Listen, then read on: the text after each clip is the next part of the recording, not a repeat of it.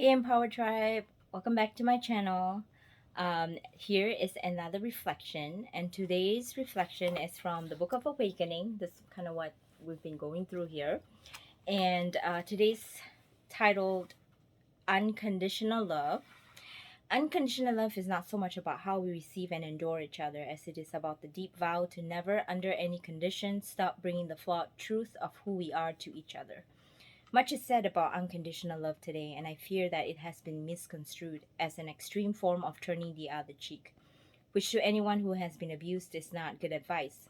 However, this exaggerated passivity is quite different from the unimpeded flow of love that carries who we are. In truth, unconditional love does not require a passive acceptance of whatever happens in the name of love. Rather, in the real spaces of our daily relationships, it means maintaining a commitment that no condition will keep us from bringing all of who we are to each other honestly. For example, on any given day, I might be preoccupied with my own needs and might overlook or bruise what you need and hurt you. But then you tell me and show me your hurt, and I feel bad, and you accept that sometimes I go blind to those around me. But we look deeply on each other, and you accept my flaws, but not my behavior, and I am grateful for the chance to work on myself. Somehow it all brings us closer. Unconditional love is not the hole in us that receives the dirt, but the sun within that never stops shining. So today is all about unconditional love for me. It took some time. It's been a year since I saw my husband's great grandma, and so my mother-in-law drove me to go visit my great grandma, and it was like a 3 hour drive, and it was kind of nice drive to just visit and without the children and really talk about what's going on in our life. And um, I think sometimes we lose touch about family because they're always around, but it's really nice to kind of check in and see what's going on, as we all know that we all have our own demons that we're fighting. Every family has its own, and it's no different for us. And it's nice to connect and just kind of share, what's going on in our life, what we're struggling with. And for me, it's just up and down.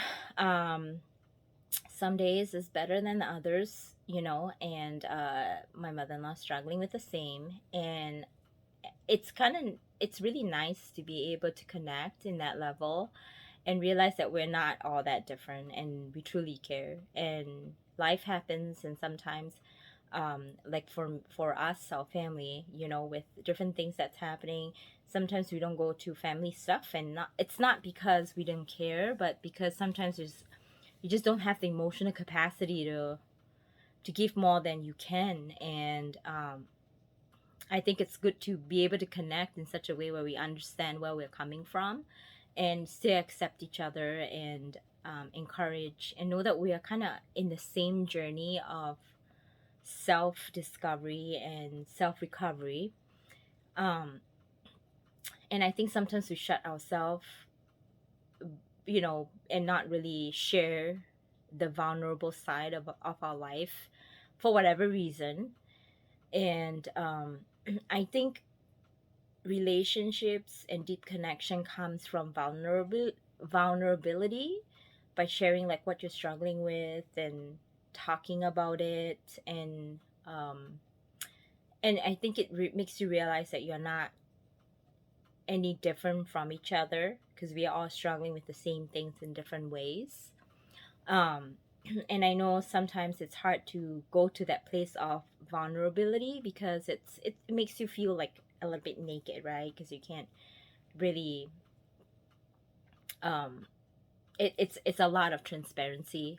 And but I think the good thing that comes from that is realizing that you love each other no matter what, and that it's a safe place to talk about whatever you want to talk about. And then there comes that bonding after, regardless of how busy and how much you struggle in your daily life. I think there's nothing more important than family, and to connect and to share. And there's this healing thing too that happens and takes place, um, when people connect in a deep level. And I think that that in itself is unconditional love, because you are putting yourself out there and the other person just listens and understand and empathize, and it's a really wonderful feeling. But sometimes the hurts and trauma and different things that's going on in our life makes us oblivious at what is going on, because we know we are always all in our little bubble. So I really encourage you, Empower Tribe, take some time, disconnect from your daily routine, go and visit somebody in your family that you have not visited in a while. Put yourself out there, and you'll be amazed on just that depth of encouragement you get. Obviously you go without, I went without wanting anything in return, but it lifted my spirits, and it makes me feel comforted. It makes me feel like I'm being heard. It makes me feel that I'm loved. I think that's unconditional love right there, where people just accept you for who you are. And not everybody do that, because a lot of people have expectations of each other, but that's the beautiful thing about family and unconditional love. And sometimes people do give us unconditional love, but I think the better question to ask is, are you giving that same unconditional love back to the other person, whoever that is? So I encourage you, ladies, put yourself out there today. Have some vulnerability. For some reason, that word is really hard to come out. Share some vulnerability. Put yourself out there, and you'll be amazed at how bond gets created, because you share, and then both parties come in a place of non-judgment, and just so much comes out of just that short visit that we had today. So just wanted to share that. I thought that's a good passage and a good reminder to take some time to show unconditional love to others, however it is. It could be a listening ear, it could be just being there. Sometimes presence means so much. Maybe you don't need someone to fix the problem, really, right? We know that nobody else can fix our problem except ourselves, but just putting ourselves out there makes such a big difference.